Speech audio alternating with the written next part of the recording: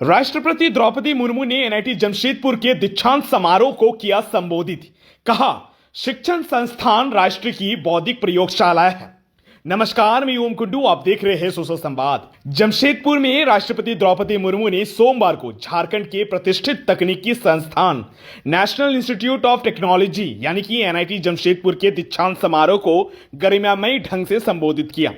इस अवसर पर राज्यपाल, राज्य सरकार के वरिष्ठ अधिकारी, संस्थान के निदेशक, शिक्षकगण, छात्र छात्राएं और बड़ी संख्या में अभिभावक उपस्थित रहे। राष्ट्रपति के आगमन से पूरे संस्थान परिसर में उत्सव जैसा माहौल देखने को मिला है। दीक्षांत समारोह को संबोधित करते हुए राष्ट्रपति ने कहा कि आज के दौर में तकनीकी परिवर्तन की गति अभूतपूर्व है। नई नई तकनीकों ने शिक्षा, कृषि, स्वास्थ्य, संचार और ऊर्जा उत्पादन जैसे क्षेत्रों में क्रांतिकारी बदलाव किया है, लेकिन इसके साथ ही साइबर अपराध, डेटा दुरुपयोग और ई वेस्ट जैसी गंभीर समस्याओं में भी सामने आई है। उन्होंने कहा कि ऐसे समय में एनआईटी जमशेदपुर जैसे संस्थानों की भूमिका और भी महत्वपूर्ण हो जाती है।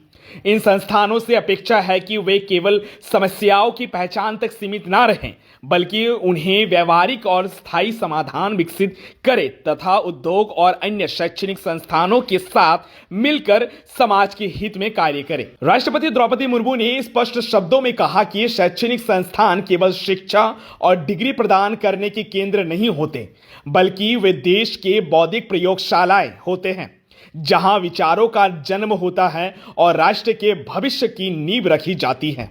उन्होंने कहा कि एनआईटी जैसे संस्थानों से शिक्षा प्राप्त करने वाले इंजीनियरों को मानव कल्याण को सर्वोपरि रखते हुए तकनीक का उपयोग करना चाहिए और स्वयं को एक जिम्मेदार राष्ट्र निर्माता के रूप में विकसित करना चाहिए।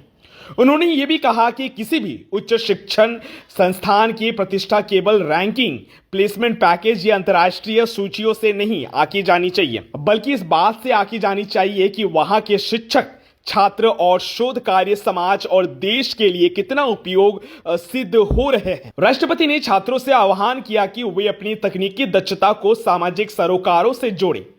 विकसित भारत 2047 के लक्ष्य पर बोलते हुए राष्ट्रपति ने कहा कि इस संकल्प को साकार करने के लिए शोध, नवाचार और स्टार्टअप संस्कृति को मजबूत करना अत्यंत आवश्यक है। उन्होंने कहा कि देश के अग्रणी तकनीकी संस्थानों, विशेषकर एनआईटी, को शोध और नवाचार पर और अधिक ध्यान केंद्रित करना चाहिए।